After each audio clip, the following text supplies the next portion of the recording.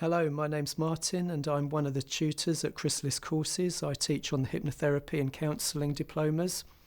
I'm also in private practice in Hampshire, and I'm going to be taking you through component 4, understanding depression and human relationships. And in this particular module, I'll be talking about relationships. We'll be covering Clarkson's therapeutic relation types, metacommunication, psychodynamic theories of relationships, sexual issues, and ethics and values. So let's have a talk about interpersonal relationships to begin with. Relationships play a vital role in our well-being, but can also be a major cause of stress and related distress. Philosophers say that a universal given of human experience is the tension between individual freedom and interconnectedness with others. And something relatable for all of us is that we all have a particular idea of our own individual freedom, our desires, our values, our goals in life, but we also have to be realistic and see how that plays out in our interconnectedness with others and the social lives that we are all part of. Carl Rogers' theory, is all about becoming ourselves while at the same time acknowledging the compromises we make along the way. And those compromises that we make along the way can be the source of intense resentment, bitterness maybe, anger, as well as joy and feelings of self-fulfillment. All major approaches see relationships as having a key role in our lives. That therapy is a relationship. The relationship between the client and the therapist is really a kind of like a microcosm of all the relationships we have in our life. And the relationship between a client and therapist actually works towards making other relationships more whole and more fair and having more clear boundaries. The key to success in therapy lies in this therapeutic relationship, and our relationship with a client may be flexible and will change over time. And this can cause some tension at times, but also develop that rapport and relational depth that clients will think they can go out into the world again and create for themselves with safe, ethical and secure boundaries, sometimes something nothing like what they've experienced before if previous relationships have been very negative or abusive. We're going to talk about metacommunication, which is communicating about communicating and is vital for that therapeutic rapport between the client and the therapist. Metacommunication is important because whatever happens in the therapeutic relationship is automatically, maybe subconsciously or unconsciously internalized by the client so that they can go and then integrate that into their lives with other people. Quite often through the therapeutic relationship, clients do say to me that since they've been going through the therapy and through the counselling with the therapist, is that they've actually become more confident and more assertive in their relationships with other people, mainly because they feel more kind of like secure.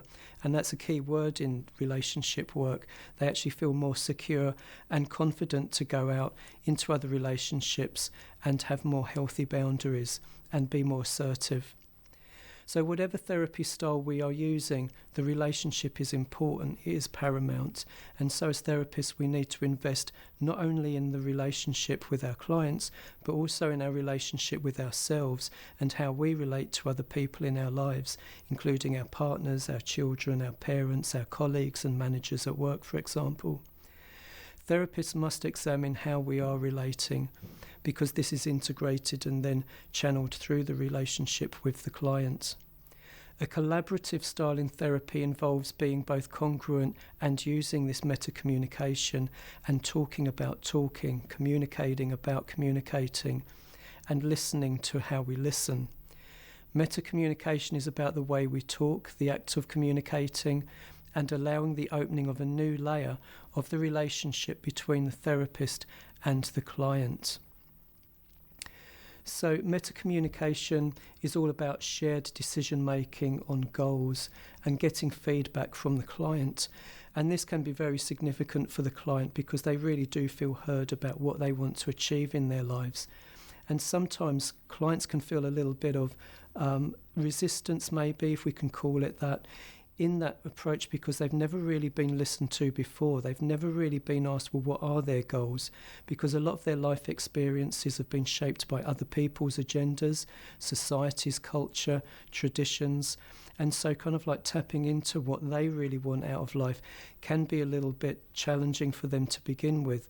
But as a therapist, if we are kind of like more therapyized ourselves, we know what we want, we know what we need, we know how we want to communicate, and we know what kind of relationships we have, we can help our clients much better in trying to find out their own kind of like conditions of worth and their kind of like values and goals in life. So reflecting on what is happening in the moment and sometimes moving beyond a comfort zone. I sometimes refer this as the window of tolerance, where the therapist is helping the client understand where their window of tolerance actually is, to understand that there are boundaries to kind of like the expectations and their lived experience in their life, and where things can go to a point where the client becomes emotionally dysregulated or where their boundaries are being invaded. So an example of this might be where anger might be triggered for the client. So within the window of tolerance, a client's lived experience will be calm, secure, kind of like confident, and then certain things will happen in that client's life that will push them to the edge of their window of tolerance, where they may find that they lose their temper, they may become confused, and they may become fogged up. And that window of tolerance is important to identify what kinds of circumstances is going to push a client over their window of tolerance into that discombobulation and confusedness in their life. It also gives the language and the kind of like the boundaries and expectations in the client's life of what is acceptable and what is not in their life. And so they can then assert themselves through positive and assertive communication to take them within their window of tolerance where they can stay secure, confident, and in control.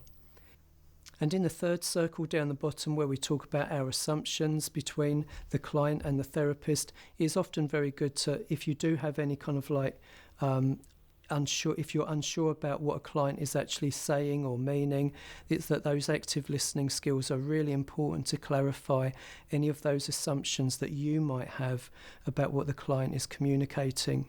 And then finally is talking about the process of therapy with the client, because it is very important to be able to talk about where the therapy is going for the client, what they think they've explored and covered, and where they've actually learned and grown from the therapy itself. So the therapeutic relationship, Patricia Clarkson talks about 5 models of relationship with the client. And in the first one, she talks about the working alliance, which allows the client and therapist to work together. It's very much an alliance of two minds, talking about the goals and the wishes and intentions of the client. In the second model, we talk about transference and the countertransference model, where unconscious wishes and fears are transferred onto the therapeutic relationship. And the transference and countertransference can be one of the most powerful parts of therapeutic work, especially where the client may be transferring onto the therapist. So an example might be where the client is a lot younger than the therapist, and so a kind of like a mother or father or parent complex is kind of like triggered in the mind of the client. In terms of the countertransference, the therapist quite unconsciously takes on this transference and becomes a parent for that client. And this is where the unethical kind of boundaries can come into play between a client and a therapist. And it can be very important for therapists to understand when these kinds of complexes and archetypes are triggered between the therapist and the client, so they can bring them into the room and talk about them. And I think a good example of that might be where the therapist actually brings into the room that moment why the client might be feeling that they need a parent figure, or that they may be projecting something onto the therapist as a parent, where that might come from, and whether that may be a hindrance in other relationships in the client's life.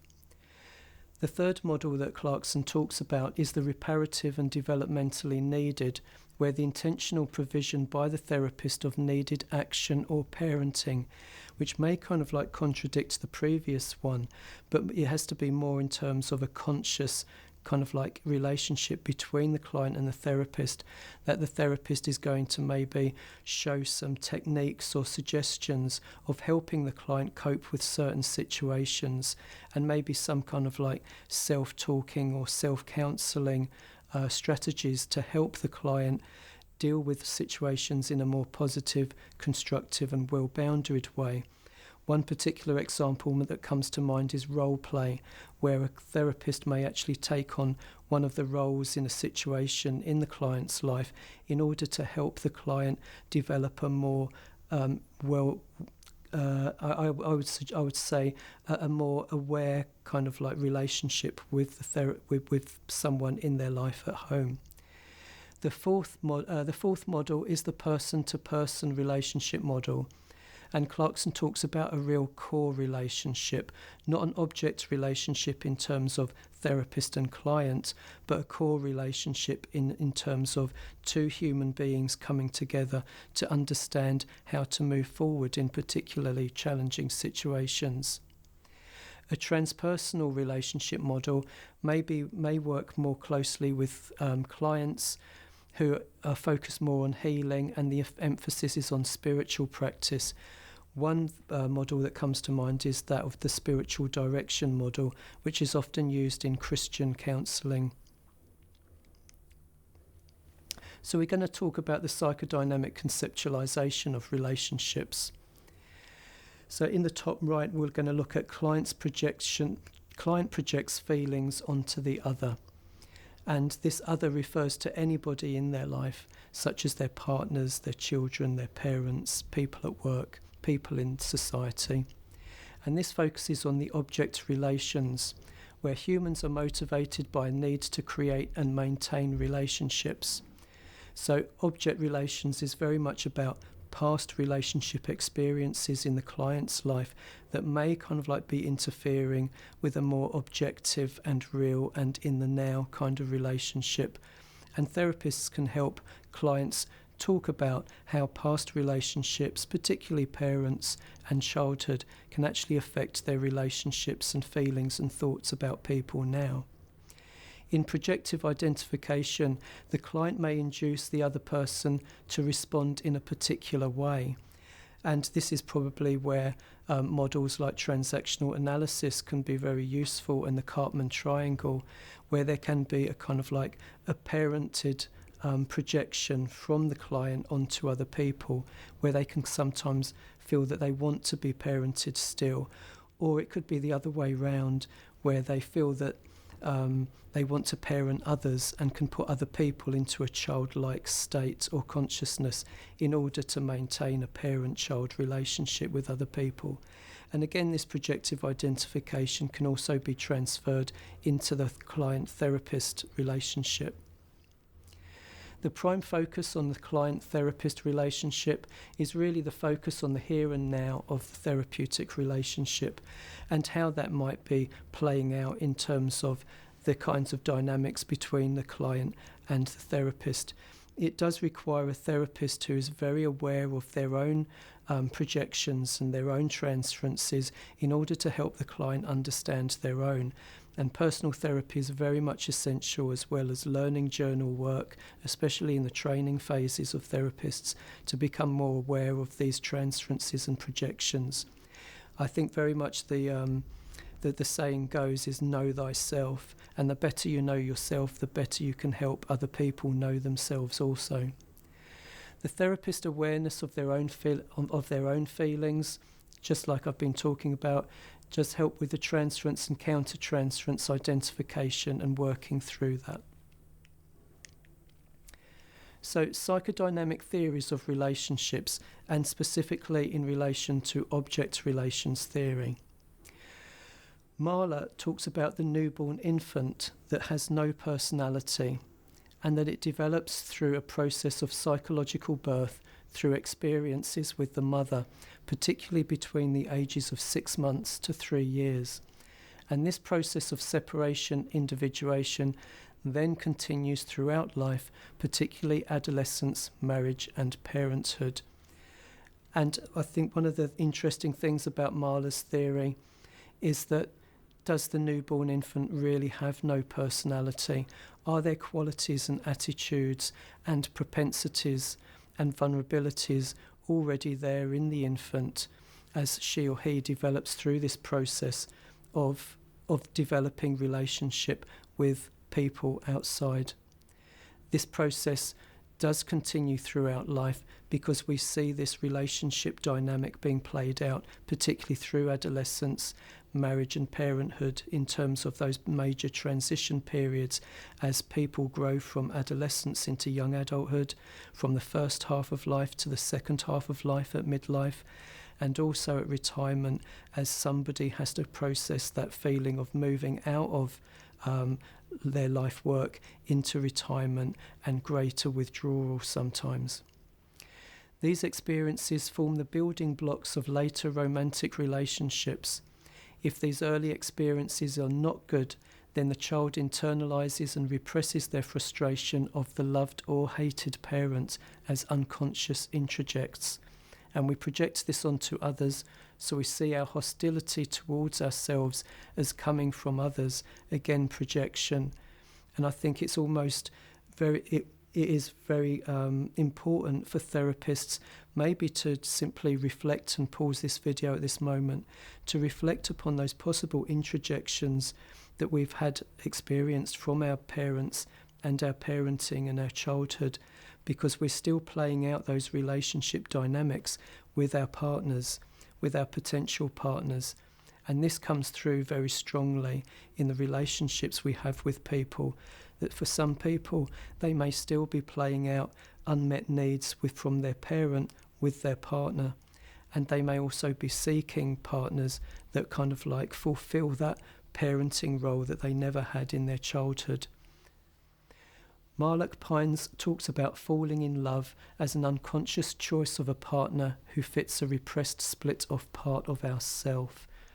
A person who feels unlovable because she felt unlovable as a child will choose a partner who does not show love, and then she can blame the partner for her bad feelings about herself. And I see this quite often in very young people who are developing their self-identity, because they often find that they go from relationship to relationship and finding that they keep choosing the same kind of partner who may be very unloving. And this can often go back to either an absent or an emotionally or mentally absent parent when they were being brought up. And so the pattern constantly replays and replays and replays in their life until they realise that there's something wrong and they need to stop having relationships in order to go inside themselves and find out why they keep choosing these kinds of partners. It can be a very painful process of actually admitting that the problem may well be in the self as well as in the partners that they keep choosing. So, object relations theory. Kashdan offers 4 patterns of projective identifications in adult relationships, where unhealthy and early object relations may have been present. So Kashdan talks about dependency. So dependency in the client's life, where they think, what should I do? Where they're dependent on somebody else to show them what to do, what to think, how to live, and what kind of things to choose in their lives to do.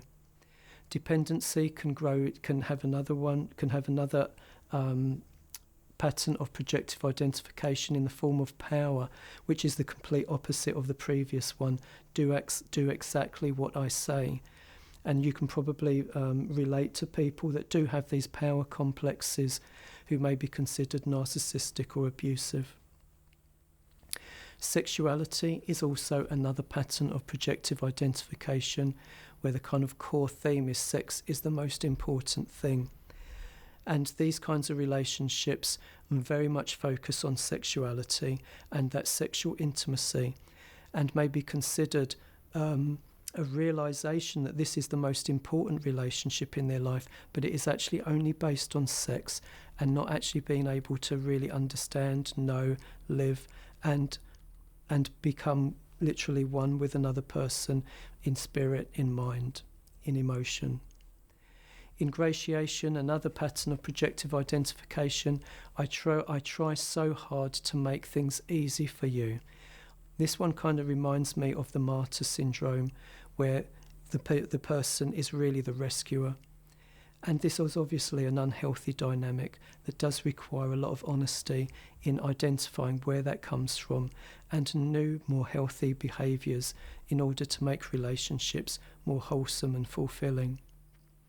So object relations theory is about the relationship has centre stage in the development of the mind, and that in everything we relate to other people, how we relate to other people in terms of what we give, what we receive, is all based upon these early identifications from early on in life, primarily from the primary caregiver.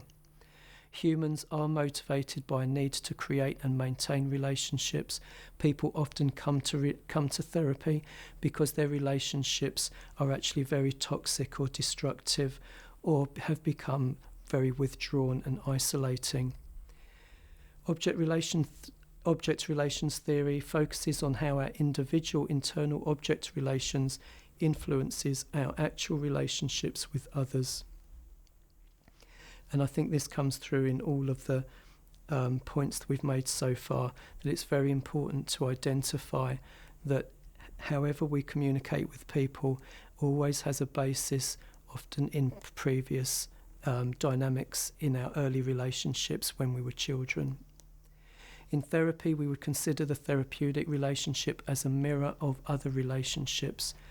And I think the most important thing about the therapist-client relationship is how we can actually undo or kind of like offer a different way of relating to somebody else. That when we're with our clients, we are offering them that unconditional positive regard, the empathy and congruence, so that they can internalise that and then create that for themselves, and then go out again and create more healthy relationships where they can provide more congruence and empathy for others, but on the basis of sound respect, reciprocal relationships, healthy boundaries, and where neither party is abusing the other. Projective identifications or patterns of interpersonal behaviours induce the other person, the therapist, to respond in a particular way. Sometimes we're going to feel inside our therapeutic relationship that our clients may be manipulating us, that our clients may be trying to control the outcome, that they're trying to change the boundaries or the kind of like the agreements of the contract. And it's very important for the therapist to be very aware of the agendas behind a client's behaviour, and very sensitively and compassionately bringing this into the room so the client can look at those and address them.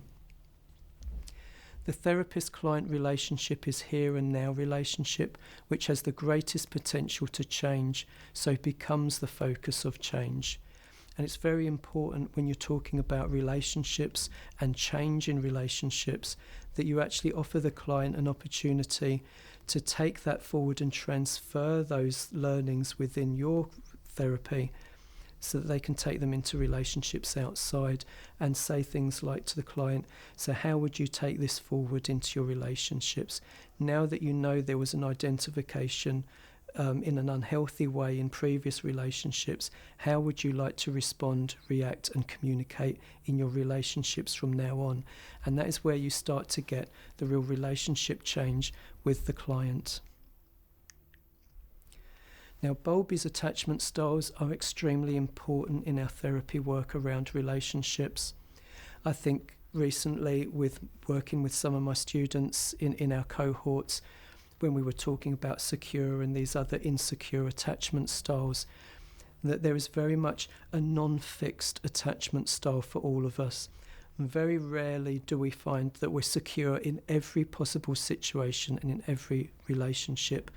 For most relationships, we may have a secure and stable relationship dynamic, but sometimes relationships come up in our lives, maybe with managers, with colleagues at work, with family, with other relatives, our children, that is going to throw us into some of the other more insecure attachment types. So I'm going to go through some of those attachments. shortly. So attachment theory is a key psychodynamic theory. Early childhood experiences have a profound impact on later intimate relationships. Attachment, the first stable relationship that the baby develops. And a stable, consistent relationship will develop a sense of security, and as an adult we feel comfortable and secure in relationships. In therapy, the therapist becomes an important attachment figure, and it is internalized as an attachment model, and clients can build feelings of safety and trust, and that gives them a secure base in order to head out into their other relationships. You'll probably see from the stable, consistent relationships, that all relationships develop from that. But in some cases, our clients are coming from a history of extremely unhealthy and unstable relationships in their lives. And some of these may be projected.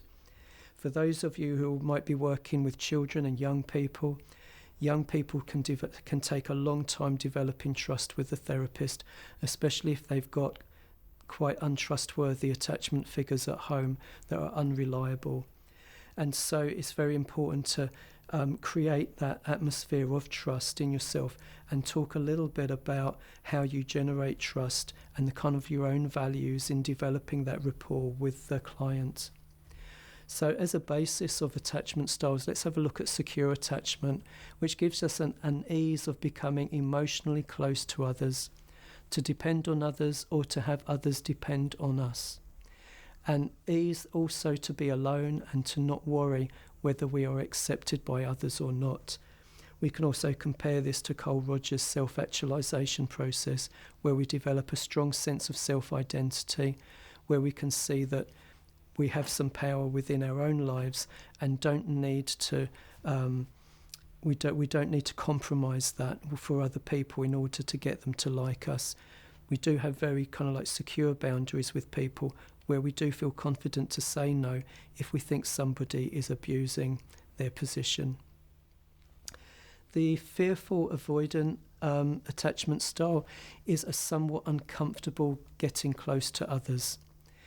So wanting emotionally close relationships, but an actual difficulty in depending on or trusting others, or a fear of being hurt. These kinds of like fearful avoidant attachment styles are very common to us all. And so in that discomfort, we need to move forward and identify what can I say or do, either to myself or to other people, to establish those kinds of healthy boundaries so that we are not emotionally manipulated by others. The dismissing avoidant attachment is about being uncomfortable with close relationships, with an importance placed on independence and self-sufficiency. This can kind of like go against the kind of like the idea of interdependence with other people. And I think it's important to identify in that dismissing avoidant attachment style those kinds of adjustments we can make in our perceptions of other people and also in ourselves and our own boundaries. In the preoccupied attachment style, there's a desire to be emotionally intimate with others, but can find that others may hold back in getting as close. Many think that others do not value us as much as we value them, and will feel a discomfort without a close relationship. So again, talking about those attachment styles in the therapy, about the why, where they may come from, and whether they're being projected into relationships where there may not be a need to project them into, that it may be coming from a perspective of fear rather than a perspective of a real kind of like understanding of what's happening in the relationship with somebody else. So talking about sex in the relationship, we can talk about sex therapy as a very specialist area, but for many clients the sexual side of their intimate relationship is important, and issues in the relationship may also be sexual ones. Change in sexual drives can be for many an environmental or physical reason, and sometimes if there are sexual problems within a relationship, the first port of call is usually the GP to see if there are any biological or physical reasons for any issues around dysfunction. A sexual issue may be a symptom of illness or a side effect of medication. And again, when you're working with clients and going through their history of medication, that it's important to identify that medication in your own research and place that into their clinical files, because sometimes those notes around the side effects can actually identify areas of the cause of problems which can be easily remedied or identified. Issues can occur at different stages of the sexual response cycle, which we're going to go through now. So initially there may be a desire, a fantasy about sexual activity and the desire to have sexual activity, which leads to excitement and a subjective sexual pleasure and physiological changes, which can express itself finally as an orgasm, peaking of sexual pleasure and physiological peak. Finally, a resolution of muscular relaxation and general sense of well-being. And quite often you can work through some sexual issues with clients, trying to identify at what point in the sexual cycle that they may be having issues with. Issues that are not physical or biological are often psychosomatic and can often put under the microscope those relationships and those projective identifications from previous relationships. Guilt and shame can be motivating factors in sexual dysfunction and become a focus on exploration within the therapy work. So, ethics and values. Values are generic principles that underpin counselling. These include respecting human rights and dignity, protecting safety of clients, and alleviating distress and suffering, appreciating the variety of human experience and culture. Values are not intended to be specific, but to set a philosophical context for all therapy work, and there continues an interesting debate about how much we can acquire and develop a range of personal qualities and how much these rely on our individual personality traits and our capacity to change. And I think this is very much focused on the quality of the relationship between the client and the therapist, in that the client and the therapist are really a microcosm of all relationships, and that what the therapist is helping the process to do is to help the client look at their relationships, their boundaries, their value systems, and adjust those where they may have become personally or socially difficult. So ethics and values are about a central issue in counselling relating to power in relationships. Counselling is a very private process that can feel mysterious, and clients may not know what to expect. In those moments when I'm working with clients, I love the phrase, trust the process, because the exploration you go through in the therapy will always culminate in deep levels of wisdom and understanding and moving forwards with how people want to live their relationships in more happy and healthy ways. Clients have a right to clarity regarding what we offer, and in any direct and indirect costs, and a right to discuss terms. It may seem trivial to begin with, but when you go through those confidentiality agreements, the contract agreements, the number of sessions, the cost of the sessions, what you are actually doing is negotiating very clear boundaries of what is expected and what is not. In doing so, I think the client actually internalises an understanding that in order to have healthy relationships, you need to be honest and upfront. And I think one of the things that comes to mind for me when I'm working with young people especially, and where there are relationship problems, is the concept of consent. Consent is something that is often overlooked in social learning. We need to be able to ask people consent to do things, especially in sexual relationships and intimacy, because I think in some cultures people feel embarrassed to talk about those things and then go into relationships assuming that they're actually okay when consent actually hasn't been given or asked for. And I think consent is a very good is a very good concept to be able to integrate into all your therapy work, because communication and assertiveness is actually a part of healthy relationships, healthy boundaries, and that can avoid confrontations and abuse of power. Clients have a right to self-determination and should feel valued and not criticised.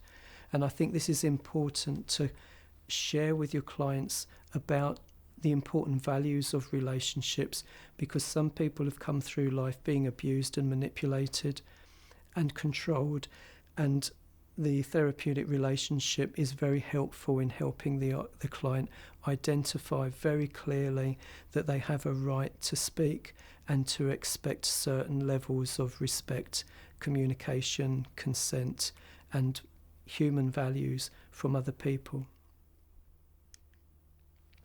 So this brings us to the close of our module. I hope you've enjoyed it, and we look forward to seeing you again in future module videos.